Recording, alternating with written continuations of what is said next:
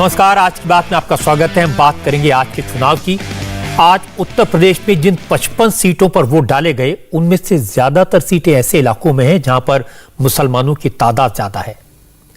इन इलाकों में बड़ी संख्या में लोग वोट डालने आए और 60% से ज्यादा वोटिंग हुई। उत्तराखंड में भी करीब 60% मतदान हुआ और गोवा में 80% वोट पड़े। लेकिन सबसे ज्यादा चर्चा हुई उत्तर प्रदेश की, क्योंकि यहां कांटे की टक्कर है।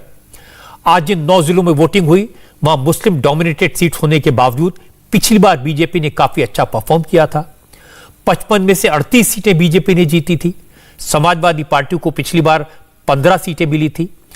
इन सीटों पर बीजेपी का स्ट्राइक रेट पिछली बार अच्छा था, क्योंकि माना जाता है कि मुस्लिम वोट समाजवादी पार्टी और बहुजन समाज पार्टी में बंट गए थे। लेकिन आज समाजवादी पार्टी ने दावा किया कि मायावती इस बार कहीं रेस में नहीं है। ज्यादातर मुस्लिम वोटर्स अखिलेश यादव के फेवर में एकजुट हो गए हैं, इसलिए उनकी जीत होगी। लेकिन बीजेपी के नेताओं ने भी आज पहली बार दावा किया कि उन्हें भी मुस्लिम वोट मिल सकते हैं, खासकर मुस्लिम महिलाओं के। उन्होंने कहा कि प्रधानमंत्री मोदी ने मुस्लिम महिलाओं के लिए राहत देने वाले काम किए हैं और आज मोदी ने भी सीधे मुस्लिम वोटर से अपील की। प्रधानमंत्री मोदी ने लोगों को बताया असल में मुसलमानों का सच्चा हिमायती कौन है। नरेंद्र मोदी ने दावा किया कि उन्हें जमकर मुस्लिम बेटियों के वोट मिल रहे हैं, चुपचाप मिल रहे हैं। मैं आपको नरेंद्र मोदी की बात सुनवाऊं, इससे पहले एक नजर डाल लेते हैं कि उत्तर प्रदेश में आज कहां कहां कितनी % वोटिंग हुई। दूसरे राउंड में 9 जिलों में 55 सीटों पर वोट डाले गए। मैंने जैसे आपको बताया कि मुस्लिम बहुल डिस्ट्रिक्ट्स हैं जहां आज वोटिंग हुई। मुरादाबाद, रामपुर, संभल, अमरोहा और बिजनौर में तो 40% से ज्यादा आबादी मुसलमानों की है। मुरादाबाद और रामपुर में तो मुस्लिम वोटर्स की संख्या करीब 51% है। इन मुस्लिम बहुल इलाकों में सबसे ज्यादा वोटिंग हुई। शाम 5 बजे तक की फाइनल फिगर्स आ चुकी हैं। 9 जिलों की 55 सीटों पर ओवरऑल करीब 61% वोट डाले गए हैं।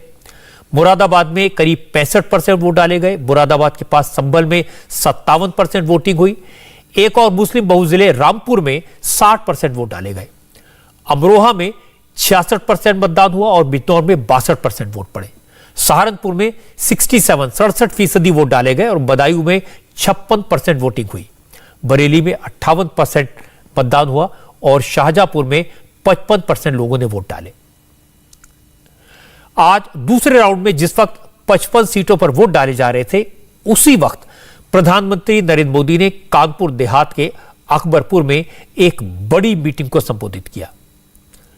इस पब्लिक मीटिंग में मोदी ने पहले और दूसरे राउंड की वोटिंग के आधार पर बीजेपी की बड़ी जीत की भविष्यवाणी की और फिर इसकी वजह भी बताई। मोदी ने कहा कि इस बार के चुनाव में उत्तर प्रदेश की महिलाएं जात और मजहब के दायरे से बाहर निकलकर वोट डाल रही हैं। उन्होंने कहा कि महिलाओं ने बीजेपी को जिताने के लिए कमर कस ली है। महिलाओं का हर वोट बीजेपी के पक्ष में जा रहा है। प्रधानमंत्री मोदी ने अपनी स्पीच में मुस्लिम महिलाओं का कई बार जिक्र किया। मोदी ने कहा मुस्लिम बहनें बिना शोर मचाए चुपचाप बीजेपी को वोट डाल रही हैं। उत्तर प्रदेश में दूसरा चरण का जो ट्रेंड आया है और पहले चरण की वोटिंग जो हुई है, मेरी मुस्लिम बहनें चुपचाप बिना किसी शोर शराबे के मन बनाकर मोदी को आशीर्वाद देने के लिए घर से निकल रही है। हमारी मुस्लिम महिलाएं, हमारी मुस्लिम बहनें, बेटियां जानती हैं कि जो सुख दुख में काम आता है वो ही अपना होता है। हमारी माताओं बहनों ने, हमारी बेटियां ने बीजेपी की जीत का झंडा खुद उठा लिया है। माताओं बहनों ने सुरक्षा के नाम पर सम्मान पूर्वक जो जिंदगी मिल रही है, उसके लिए माताओं बहनों ने बीजेपी को जिताने का झंडा उठा लिया है। भाई बनकर मुस्लिम महिलाओं की बात करने के बाद प्रधानमंत्री मोदी ने मुस्लिम पुरुषों से भी बात की। मोदी ने उन्हें याद दिलाया कि कैसे पिछले 7 साल में उन्होंने मुस्लिम लड़कियों की जिंदगी आसान बनाई है। मोदी ने कहा कि 3 तलाक से सिर्फ मुस्लिम महिलाओं की जिंदगी बर्बाद नहीं होती, बल्कि उनके पिता और भाइयों की मुश्किलें बढ़ जाती थी। पिछले 7 सालों में स्कूल में, कॉलेजों में मुस्लिम बेटियों की संख्या भी बढ़ रही है। मेरा निरंतर प्रयास रहा है कि कैसे अपनी मुस्लिम बहन बेटियों का जीवन मैं आसान बना सकूं। आप कल्पना कर सकते हैं, आप जरा कल्पना करिए, हर पुरुष कल्पना करे। मैं जो बात बताता हूं, मैं मुसलमान पुरुषों की भी कहता हूं, आप जरा कल्पना कीजिए, मायके से अगर औरत खाली हाथ लौटती है तो फटाक से 3 तलाक दे दिया जाए। ससुराल से पत्नी बाइक लेकर के नहीं भाई तो 3 तलाक दे दी जाए। ससुराल से अपनी पत्नी सोने की चेन लेकर के नहीं आई तो 3 तलाक दे दो। घड़ी मंगवाई, घड़ी नहीं आई, 3 तलाक दे दो। मोबाइल मंगवाया, मोबाइल नहीं आया, 3 तलाक दे दो। कोई भी छोटी सी बात पर तलाक तलाक तलाक कहकर मुस्लिम महिलाओं का पूरा जीवन बर्बाद हो जाता था। और सिर्फ उस मुस्लिम महिला का ही नहीं, आप उस बेटी के पिता का दर्द समझिए, उस बेटी की मां का दर्द समझिए। जब बेटी वापस चली आए तो उसके मन पर कितनी गुजरती होगी। वो हमेशा इस डर में जीती थी कि कहीं बेटी 3 तलाक ना हो जाए। साथियों, आज देश की हर मुस्लिम बहन बेटी के पास 3 तलाक के खिलाफ कानून की सुरक्षा हमने दी है। एक रिपोर्ट में सामने आया है, 3 तलाक का कानून बनने के बाद यूपी की हजारों बेटियों का घर टूटने से बचा है, तबाह होने से बचा है। मेरी बहन बेटियां बच गई है और उनके मायके वाले भी बच गए हैं। मुस्लिम वोटर्स को एड्रेस करने के बाद प्रधानमंत्री मोदी ने हिंदू मतदाताओं से बात की। मोदी ने ममता बनर्जी की पार्टी तृणमूल कांग्रेस पर अटैक किया। मोदी ने गोवा में एक टीएमसी नेता के इंटरव्यू का जिक्र किया। इस इंटरव्यू में तृणमूल कांग्रेस के एक नेता ने कहा था कि टीएमसी गोवा में हिंदू वोटों को बांटने के लिए चुनाव लड़ रही है। प्रधानमंत्री मोदी ने कहा, लोकतंत्र में ऐसी बातें कही जा रही हैं, चुनाव जीतने के लिए हिंदू वोटों को बांटने की बात हो रही है, इसलिए यूपी के लोगों को वोट बांटने की राजनीति करने वालों से सावधान रहने की जरूरत है।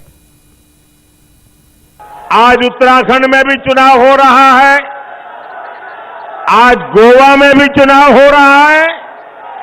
और अब जब गोवा में चुनाव हो रहा है तो मैं देश के मतदाताओं के सामने और विशेषकर जहां चुनाव चल रहा है वहां के मतदाताओं को भी एक बात से अवगत कराना चाहता हूं। मैंने कल गोवा के एक अखबार का इंटरव्यू देखा। ममता बनर्जी की पार्टी, उनके एक नेता, उनको पूछा गया कि यहां आपकी पार्टी का कोई वजूद तो है नहीं, आप यहां चुनाव लड़ने क्यों आए हो? तो उन्होंने क्या जवाब दिया? वो जवाब देश के इलेक्शन कमीशन के लिए भी गौर करने जैसा है, हिंदुस्तान के मतदाताओं को भी गौर करने जैसा है और मेरे उत्तर प्रदेश के मतदाताओं को भी गौर करने जैसा है। बंगाल की टीएमसी पार्टी जो गोवा में चुनाव लड़ने गई है, वो कहती है हमने तो उस पार्टी से इसलिए गठबंधन किया है क्योंकि हम गोवा में हिंदू वोटों को बांटना चाहते हैं। आप देखिए ये हिम्मत, क्या ये लोकतंत्र है, सेकुलरिज्म है क्या? आप खुलेआम कहें कि हम हिंदू वोटों को बांटना चाहते हैं, तो आप किसके वोट इकट्ठा करना चाहते हो? ये भेदभाव, क्या ये भाषा लोकतंत्र की है क्या? मैं गोवा के मतदाताओं को कहना चाहता हूं, ये मौका है इस प्रकार की राजनीति को दफना देने का। बीजेपी को टक्कर देने के लिए अखिलेश यादव ने पूरा भरोसा किया है गठबंधन पर। उन्होंने राष्ट्रीय लोकदल के साथ अलायंस किया है, कई छोटी छोटी पार्टियों के साथ गठबंधन किया है। कानपुर की रैली में आज नरेंद्र मोदी ने अखिलेश पर उनके नए सहयोगियों को लेकर तंज कसे। मोदी ने कहा कि अखिलेश हर चुनाव में नई पार्टी के साथ अलायंस लेकर आ जाते हैं और जैसे ही चुनाव खत्म होता है सबसे पहले अपने साथियों को लात मार देते हैं। मोदी ने कहा जो नेता अपने अलायंस पार्टनर के भरोसे को ही कायम नहीं रख सकता, वो जनता के भरोसे को क्या कायम रखेगा? हर बार ये लोग चुनाव में आते हैं तो नया पार्टनर लेकर के आते हैं, नया साथी लेकर के आते हैं, नए साथी के कंधे के भरोसे चलने की कोशिश करते हैं। आप लोग ऐसा लोगों पर विश्वास करेंगे कि जो हर चुनाव में जिस साथी को लाते हैं उसको भी धक्का मार करके निकाल देते हैं, दूसरे चुनाव में दूसरा साथी लाते हैं, तीसरे चुनाव में तीसरा साथी लाते हैं। जो साथी बदलते हैं वो आपका साथ देंगे क्या? जो चुनाव में साथ जिएंगे साथ मरेंगे के वादे करते हैं, चुनाव समाप्त होते ही लात मार देते हैं, वो आपका भला करेंगे क्या? अरे जो अपने साथियों पे भरोसा नहीं करते वो आप पे भरोसा करेंगे क्या? आपका भला करेंगे क्या? आपको साथ देंगे क्या? तो ऐसे लोगों पर हम भरोसा कर सकते हैं क्या? मतदाताओं को गुमराह करते हैं और पराजय के बाद में हार का ठिकरा जिसको साथ में ले आए हैं ना, उसी पे गले पर मर देते हैं जी। आप देखिए 10 मार्च के बाद कैसे ये लोग अपने नए साथी को कोसना शुरू करेंगे, दोनों एक दूसरे को तू मैं करेंगे। जो सिर्फ गोर परिवार का भला करना चाहते हैं वो कभी हमें के युवाओं का भला करेंगे क्या? यहां की माताओं बहनों का भला करेंगे क्या? यहां की बेटियों का भला करेंगे क्या? और इसलिए भाइयों बहनों, मैं आपसे आग्रह करने आया हूं, सारी समस्याओं का समाधान विकास में ही है, हमें विकास के रास्ते पर चलना है। ये तो सब जानते हैं कि उत्तर प्रदेश में आज जिन सीटों के लिए वोटिंग हुई उनमें ज्यादातर इलाके ऐसे हैं जहां मुसलमानों की तादाद काफी है, कहीं कहीं 40% तो कहीं कहीं 50% से भी ज्यादा है। बीजेपी के लोग जानते हैं कि ज्यादातर मुसलमान उन्हें वोट नहीं देते, वो कहते नहीं हैं लेकिन जानते हैं। पिछले चुनाव में भी इन इलाकों में बीजेपी को मुसलमानों के कहीं पर 6% तो कहीं पर 7%, कहीं पर 8% वोट मिले थे। लेकिन यह बात कोई नई नहीं है।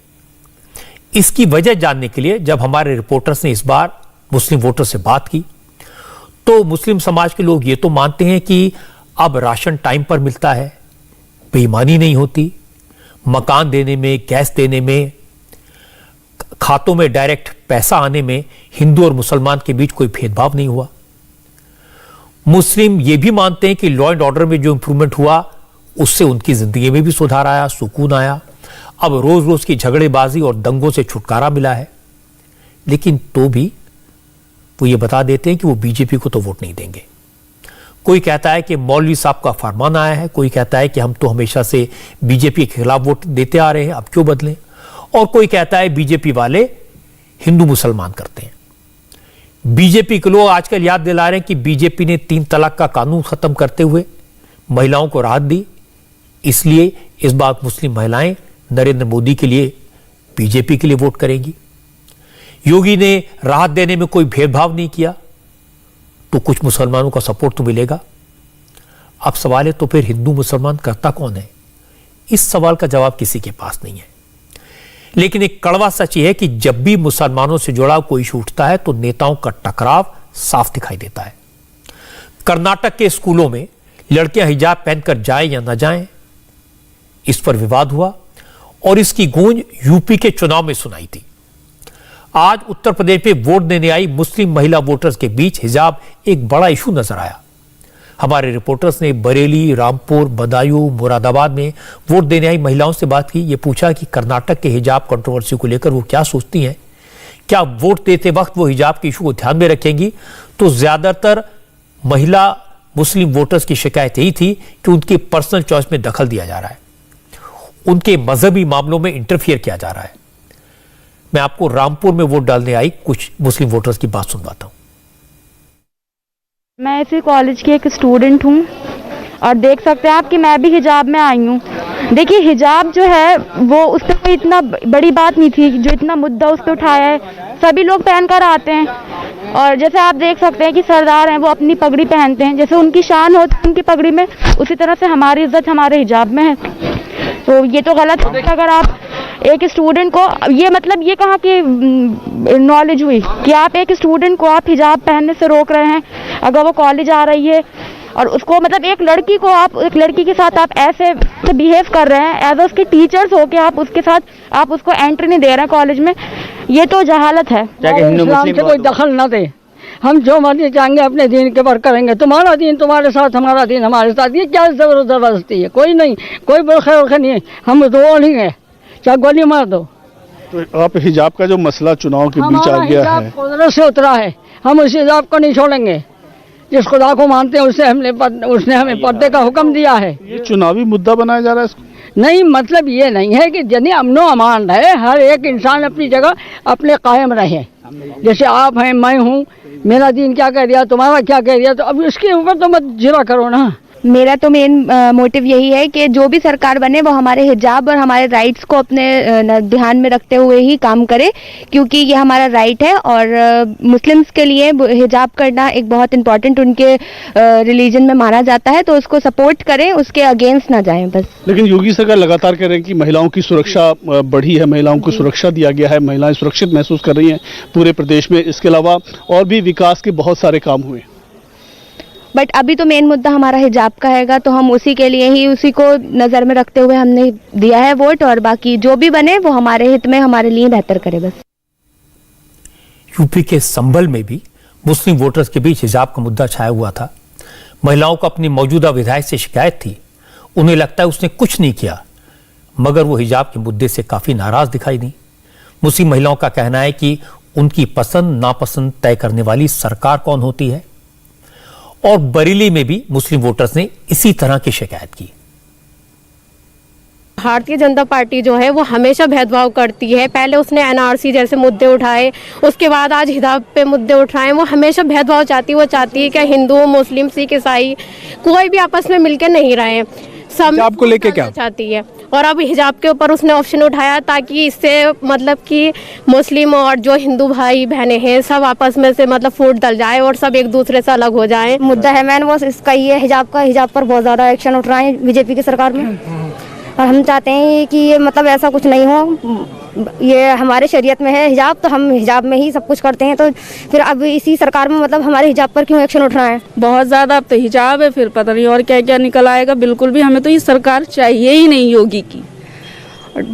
जो हिंदू मुस्लिम है, अगर ये मतलब ख़त्म हो जाए तो मतलब देश की तरक्की भी हो सके। इन्होंने बिल्कुल बांध के रखा हुआ है हिंदू मुस्लिम में। डेवलपमेंट की बात अगर सोचे ये लोग करें तो पता नहीं क्या आगे देश पहुँचे, लेकिन हिंदू मुस्लिम में अटका के रखा हुआ है ताकि इनकी कुर्सी बची रहे। ये गलत कर रहे हैं, ये हमारे शरीयत के खिलाफ है। ये हम अपना पर्दा बेहिसाब कैसे हो जाएंगे? हम शरीयत में है हमारा ये पर्दा, तो हम उनके कहने से कैसे हो जाएंगे कि हम के बिना पर्दे फिरेंगे हम? ये गलत है हिजाब को लेके। ये अपना हक है, अपना हमारी मर्जी, हम कुछ भी पहने। है ना। कोई सामने वाला बंदा कुछ भी पहन रहा है, हम उसको नहीं बोलते हैं। जब हम कुछ पहन रहे हैं तो आप क्यों बोल रहे हो हमें। अभी कुछ चुनी हुई बातें मैंने आपको सुनवाई। आप समझ सकते हैं कि हिजाब का मुद्दा यूपी के चुनाव तक पहुंच गया है, लेकिन कर्नाटक में जहां ये विवाद शुरू हुआ था वहां आज क्या हुआ वो एक बार देखते हैं। आज 9वीं और 10वीं 9th और 10th के स्कूल खुले। पहले दिन कई स्कूलों में छात्राएं हिजाब पहनकर आईं, मगर हाईकोर्ट के आदेश का पालन करते हुए स्कूल एडमिनिस्ट्रेशन ने छात्राओं से कहा कि वो हिजाब उतार कर ही स्कूल के अंदर आ सकती हैं, क्लास अटेंड कर सकती हैं। बहुत सी छात्राओं ने हिजाब हटाए, स्कूल गईं, क्लासेस अटेंड की, पढ़ाई की। लेकिन शिवमोगा के एक सरकारी स्कूल में 13 छात्राएं ये आदेश मानने के लिए तैयार नहीं हुई। इन स्टूडेंट्स की, इनके पेरेंट्स की स्कूल के टीचर्स के साथ काफी बहसबाजी भी हुई।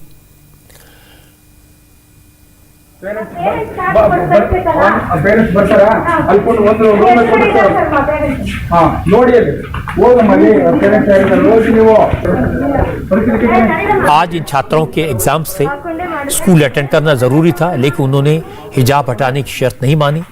बहुत समझाने के बाद भी जब इन छात्राओं ने अपने हिजाब हटाने से इनकार किया तो स्कूल एडमिनिस्ट्रेशन ने उन्हें क्लास से बाहर जाने को कहा और इसके बाद 13 छात्राएं बिना इम्तिहान दिए घर लौट गईं।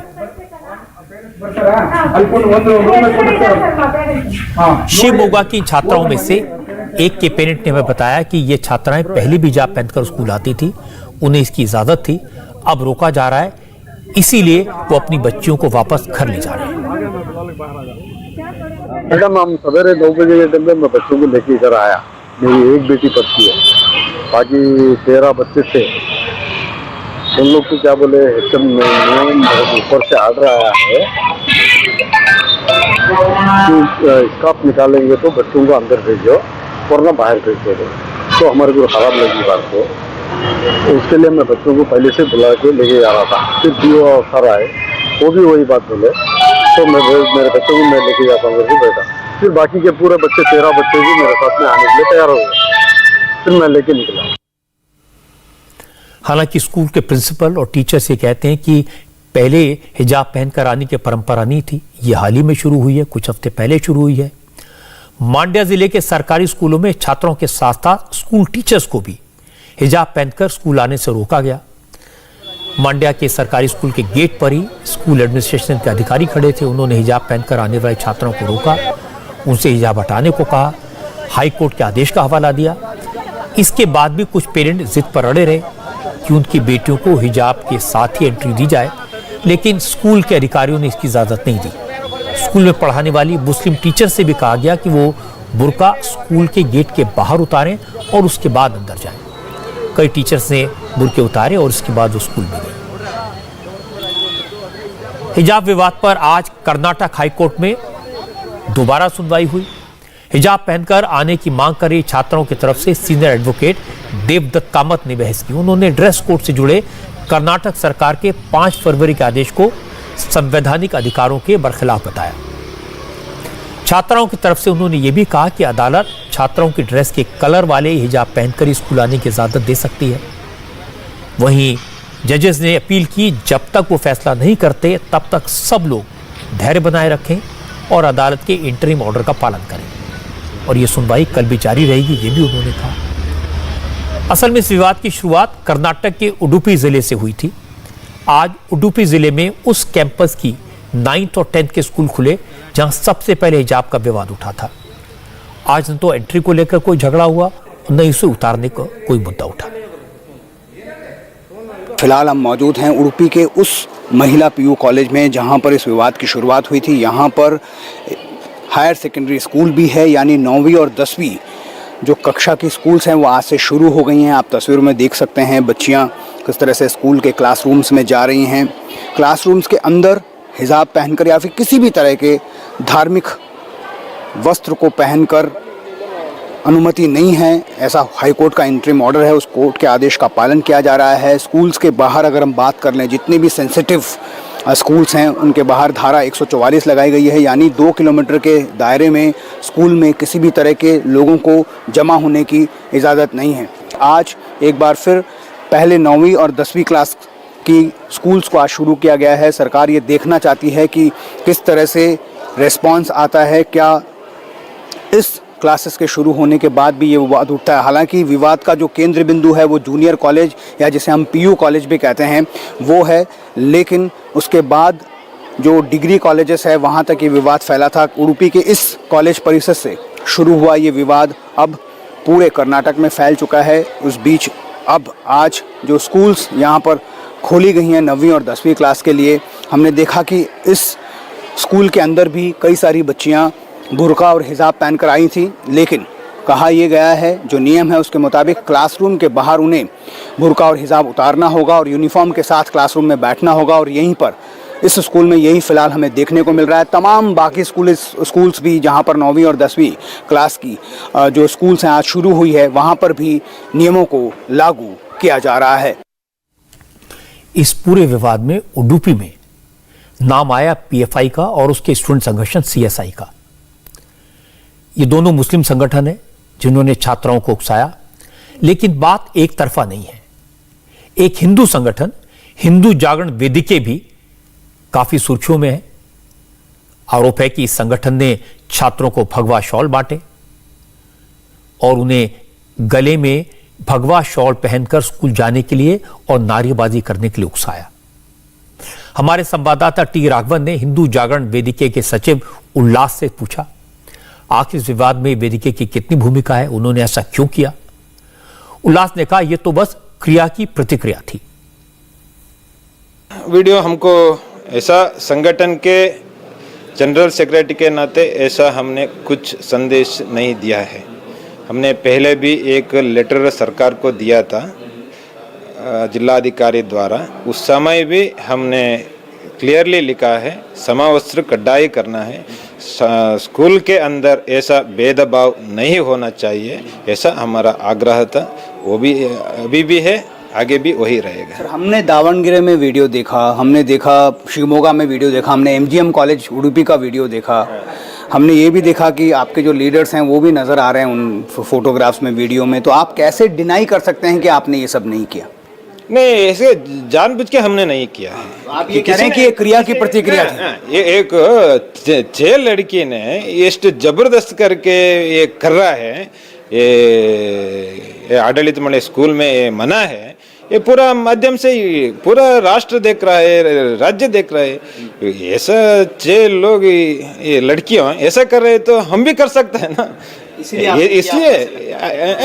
इसलिए ऐसा वायरल हुआ है। एक तरफ तो ये कह रहे हैं कि हमने कुछ नहीं किया, दूसरी तरफ कहेंगे अगर लड़कियां ऐसा करेंगी तो हम भी कर सकते हैं। इस बात को कैसे जस्टिफाई किया जा सकता है? आज कर्नाटक असेंबली का जब बजट सेशन शुरू हुआ तो उसमें भी इस बात की चर्चा हुई।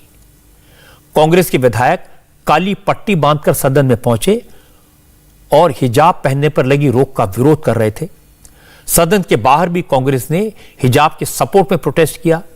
कांग्रेस का कहना है कि कर्नाटक सरकार ने यह विवाद बेवजह पैदा किया है, इससे मुस्लिम समुदाय के धार्मिक अधिकारों का हनन हो रहा है, वायलेशन हो रहा है।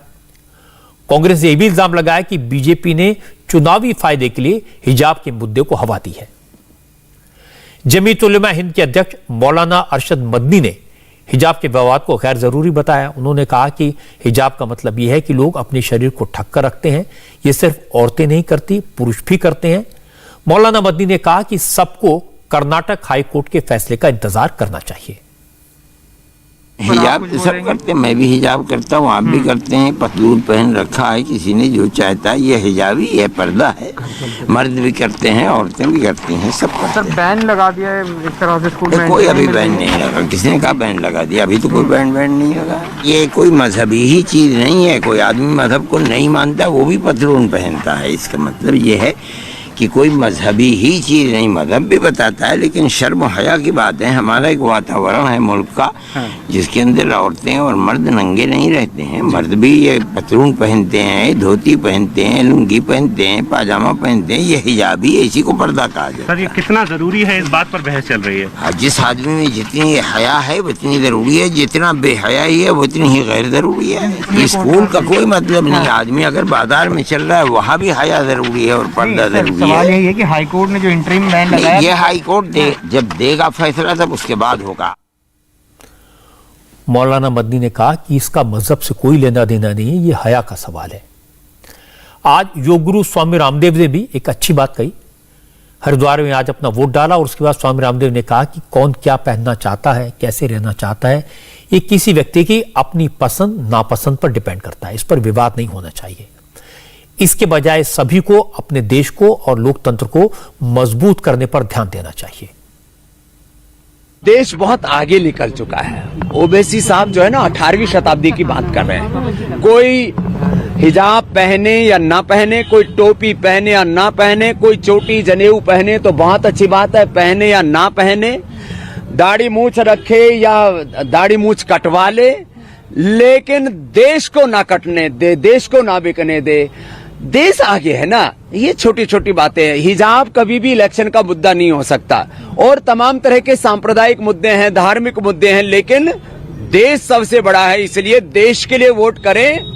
बाकी भाई सभी आगे बढ़े, हिंदू, मुसलमान, सिख, ईसाई, जैन, बौद्ध, ब्राह्मण, क्षत्रिय, वैश्य, शूद्र, दलित, आदिवासी, वनवासी, सारा देश तभी आगे बढ़ेगा ना जब देश का लोकतंत्र मजबूत होगा और एक समता मूलक समाज की प्रतिष्ठा होगी, जिसमें हम सब ये विचार करें, माता भूमि पुत्रो हम पृथिव्याः, ये धरती हमारी माँ है, चाहे इसको मादरे वतन कहो, इसको मदरलैंड कहो, और हम सब एक समान हैं और हम सभी महान हैं। ये जातीय अहंकारों से बाहर निकल करके, मजहबी खुरापात से बाहर निकल करके, ये जो इंटेलेक्चुअल टेररिज्म, रिलीजियस टेररिज्म, ये पॉलिटिकल टेररिज्म, ये जो एक चल रहा है ना गड़बड़ घोटाला, इससे देश को मुक्ति दिलाने का वक्त है।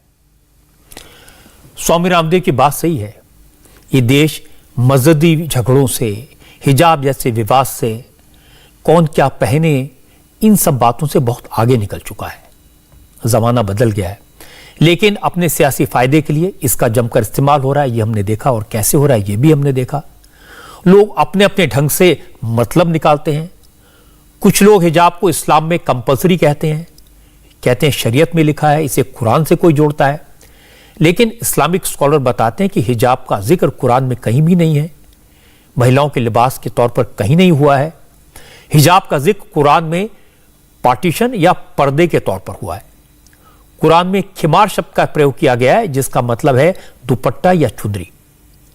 और दूसरी बात है कि क्या बच्चियां स्कूल कॉलेज में पहले हिजाब पहनकर आती थी और अब इस पर पाबंदी लगाई गई है। इस पर कॉलेज के प्रिंसिपल कहते हैं कि पिछले 35 साल से कर्नाटक के स्कूलों में, कॉलेजेस में लड़कियां हिजाब पहनकर नहीं आती थी।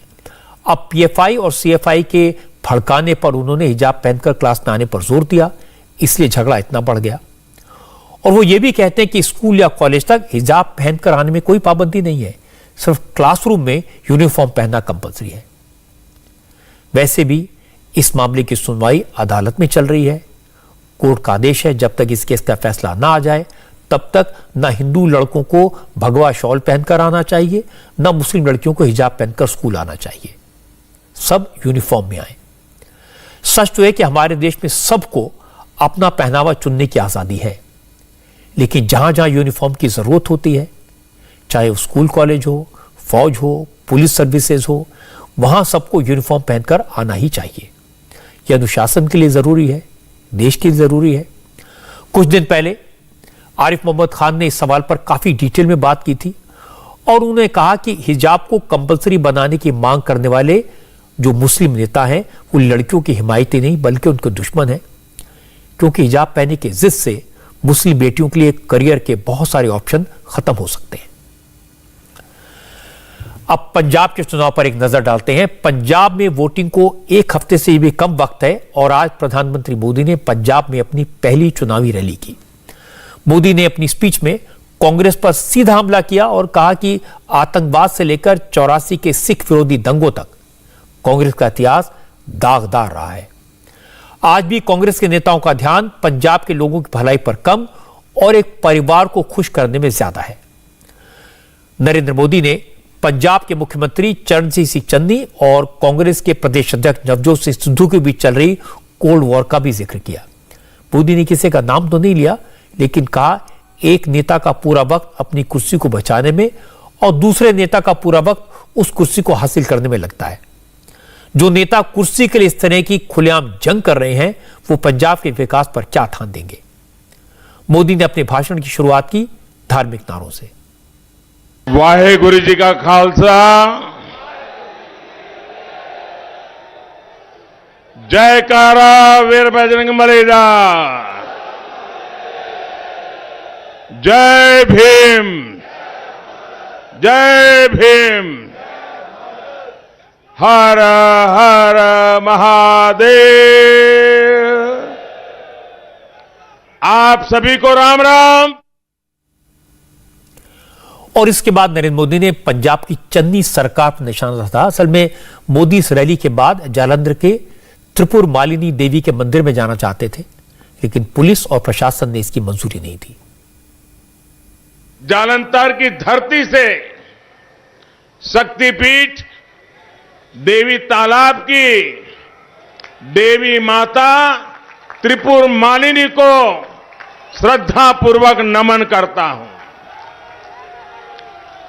आज मेरी इच्छा थी कि इस कार्यक्रम के बाद देवी जी के चरणों में जाकर के नमन करूं, देवी जी का आशीर्वाद लूं, लेकिन यहां के प्रशासन ने, यहां की पुलिस ने हाथ ऊपर कर दिया। उन्होंने कहा हम व्यवस्था नहीं कर पाएंगे, आप हेलीकॉप्टर से ही चले जाइए। अब ये हाल है सरकार का यहां।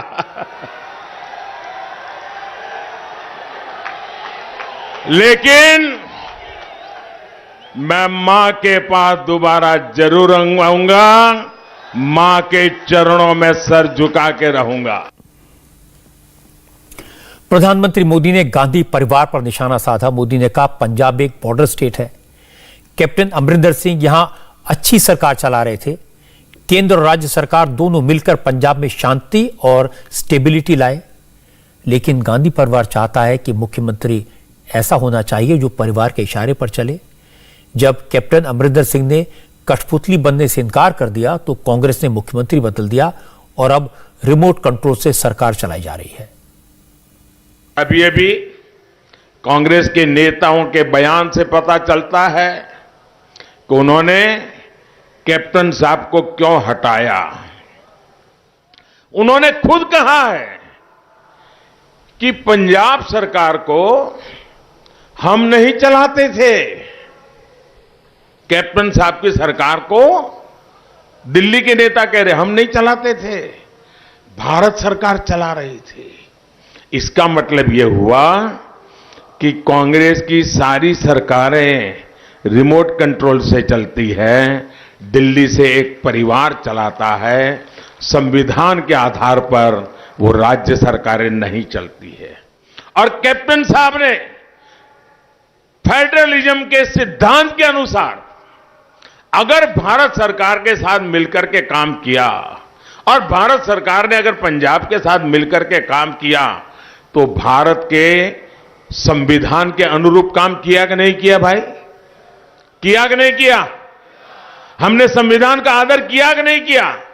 हमने फेडरलिज्म का आदर किया कि नहीं किया? यहां कांग्रेस के नेता आकर के कहते थे कि कैप्टन साहब हमारी नहीं सुनते थे। भारत सरकार से, भारत सरकार और कैप्टन साहब की सरकार मिलकर के पंजाब को आगे बढ़ाना चाहती थी, ये रोड़े अटकाते थे।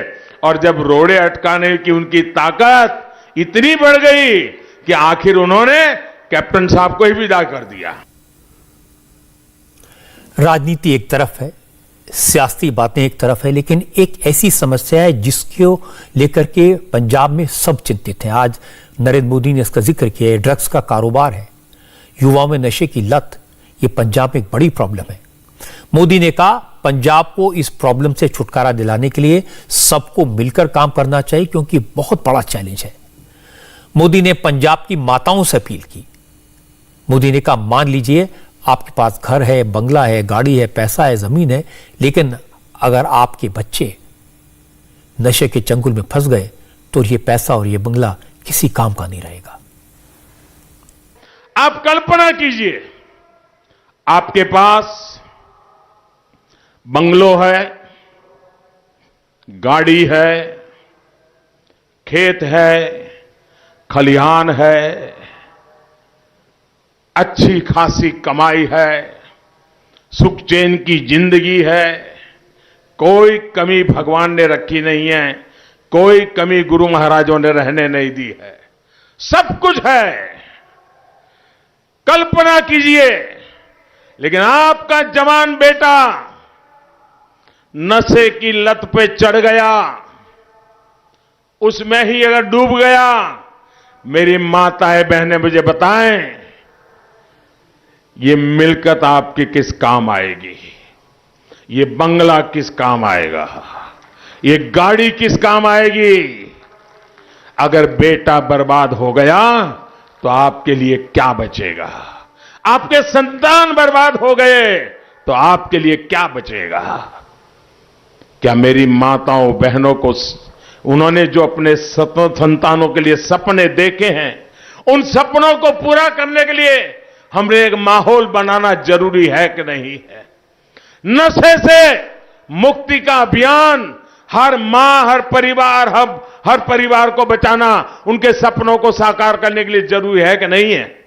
और अब मैं आपको बताता हूं एक बार फिर कैसे प्रधानमंत्री मोदी के पंजाब पहुंचने के मौके पर एक विवाद खड़ा हो गया। कांग्रेस ने आरोप लगाया कि मोदी सरकार ने मुख्यमंत्री चरणजीत सिंह चन्नी के हेलीकॉप्टर को उड़ने की मंजूरी नहीं दी। दरअसल आज ही पंजाब के होशियारपुर में राहुल गांधी की रैली थी, लेकिन चरणजीत सिंह चन्नी इसमें शामिल नहीं हो पाए। कांग्रेस के नेता सुनील जाखड़ ने रैली के मंच से आरोप लगाया कि मोदी सरकार के इशारे पर चन्नी के हेलीकॉप्टर को उड़ने की परमिशन नहीं दी गई। जाखड़ ने कहा कि अगर चुनाव आयोग इस घटना पर संज्ञान नहीं लेता तो वो मानेंगे कि देश में लोकतंत्र और चुनाव के नाम पर सिर्फ ढकोसला हो रहा है। बहुत ही शर्म की गल है कि श्री चरणजीत सिंह चन्नी जी ਨੂੰ ਅੱਜ ਹੁਸ਼ਿਆਰਪੁਰ ਆਉਣ ਦੀ ਪਰਮਿਸ਼ਨ ਕੈਂਸਲ ਕਰਤੀ। ਇਸ ਸਰਕਾਰ ਨੇ ਇਹਦਾ ਸੰਗਿਆਨ ਅਗਰ ਇਲੈਕਸ਼ਨ ਕਮਿਸ਼ਨ ਅੱਜ ਨਹੀਂ ਲੈਂਦਾ ਤਾਂ ਮੈਂ ਸਮਝਦਾ ਵੀ ਅੱਜ ਦਾ ਸਾਰਾ ਲੋਕਤੰਤਰ ਜਾਂ ਸਾਰਾ ਇਲੈਕਸ਼ਨ ਜੋ ਹੋ ਰਿਹਾ ਹੈ, ਦਿਸ ਇਜ਼ ਅ ਟੋਟਲ ਫਾਸਟ ਟੋਟਲ ਢਕੋਸਲਾ ਕੀਤਾ ਜਾ ਰਿਹਾ ਹੈ। ਜਿਹੜੇ ਪ੍ਰਧਾਨ ਮੰਤਰੀ ਸਾਹਿਬ ਕੁਝ ਦਿਨ ਪਹਿਲਾਂ ਇੱਥੇ ਕਹਿ ਰਹੇ ਸੀਗੇ ਵੀ ਮੈਂ ਪੰਜਾਬ ਆਇਆ ਤੇ ਮੈਨੂੰ ਫਿਰੋਜ਼ਪੁਰ ਨਹੀਂ ਜਾਣ ਦਿੱਤਾ ਗਿਆ, ਮੇਰੀ ਜਾਨ ਨੂੰ ਖਤਰਾ ਹੋ ਗਿਆ, ਤੇ ਅੱਜ ਅਗਰ ਚਰਨਜੀਤ ਜੀ ਚੰਨੀ ਨੂੰ ਹੁਸ਼ਿਆਰਪੁਰ ਆਉਣ ਤੋਂ ਰੋਕਿਆ ਜਾ ਰਿਹਾ ਹੈ ਤੇ ਮੋਦੀ ਸਾਹਿਬ ਨੂੰ ਮੇਰੀ ਬੇਨਤੀ ਹੈ ਅੱਜ ਜ਼ਰੂਰ ਚਾਨਣਾ ਪਾ ਕੇ ਜਾਇਓ। चरणजीत सिंह चन्नी ने किसी का नाम तो नहीं लिया, लेकिन उन्होंने सीधे सरकार पर आरोप लगाया इनडायरेक्ट तरीके से। कहा पंजाब की जनता सब देख रही है, समझ रही है किसके इशारे पर ऐसा किया गया।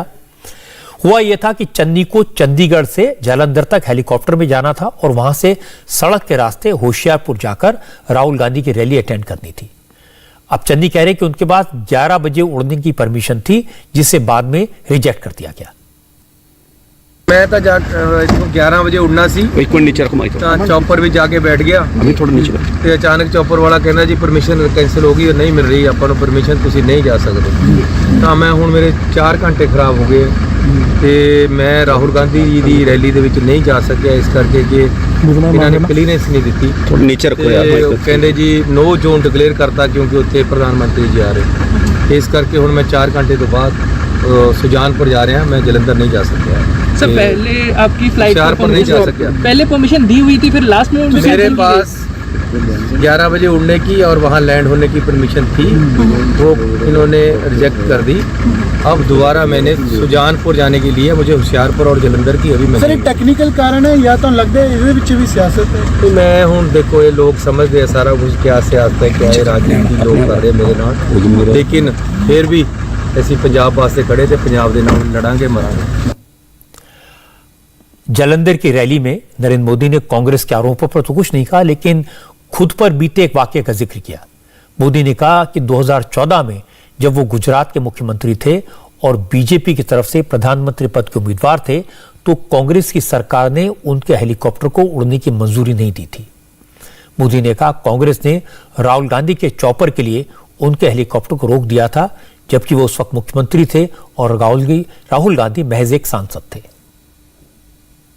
एक दिन हुआ ऐसा कि मुझे पठानकोट आना था और पठानकोट से हेलीकॉप्टर लेके मुझे हिमाचल के दौरे पर जाना था। आप हैरान हो जाएंगे, कांग्रेस के नामदार उनके युवराज, वो सिंपली एक पार्टी के एमपी थे और कुछ नहीं थे। उस दिन उनका भी अमृतसर के आसपास कहीं कोई कार्यक्रम था। मेरे हवाई जहाज को उड़ने नहीं दिया गया। मुझे पठानकोट पहुंचने में 1-1.5 घंटा देरी हुई। जब पठानकोट पहुंचा तो मेरे हेलीकॉप्टर को नहीं उड़ने दिया। क्यों? क्योंकि उनके युवराज पंजाब के किसी दूसरे कोने में आने वाले थे, इसलिए मुझे हवाई यात्रा करने से रोक दिया गया था। ऐसा सत्ता का दुरुपयोग एक परिवार के लिए कैसा होता था 2014 में। और हेलीकॉप्टर सूर्यास्त होने की तक ही चल सकता था, सूर्यास्त होने से पहले उड़ जाना पड़ता था। मेरे हिमाचल के 2 कार्यक्रम उस समय इतनी दौड़ धूप के बीच कैंसिल करने पड़े थे। आज उत्तराखंड और गोवा असेंबली के लिए भी वोटिंग हुई। उत्तराखंड की सारी 70 और गोवा की सभी 40 सीटों के लिए आज एक ही फेज में वोट डाल दिए गए। उत्तराखंड में इस बार करीब 65% वोटिंग हुई है। मुख्यमंत्री पुष्कर सिंह धामी जहां से चुनाव लड़ रहे हैं, खटीमा सीट पर 76% और former chief minister Harish Rawat की लालकुआं सीट पर 72% से ज्यादा वोटिंग हुई। हर बार की तरह इस बार भी यहां बीजेपी और कांग्रेस में सीधी टक्कर है। उत्तराखंड और गोवा दोनों जगह बीजेपी की सरकार है। कांग्रेस वापसी को लेकर बेकरार है और बीजेपी के सामने दोनों राज्यों में अपनी सरकार बचाने की चुनौती है। इंडिया टीवी हर वक्त हर जगह डाउनलोड करने के लिए सर्च करें India TV news Google play store या ऐप स्टोर पर।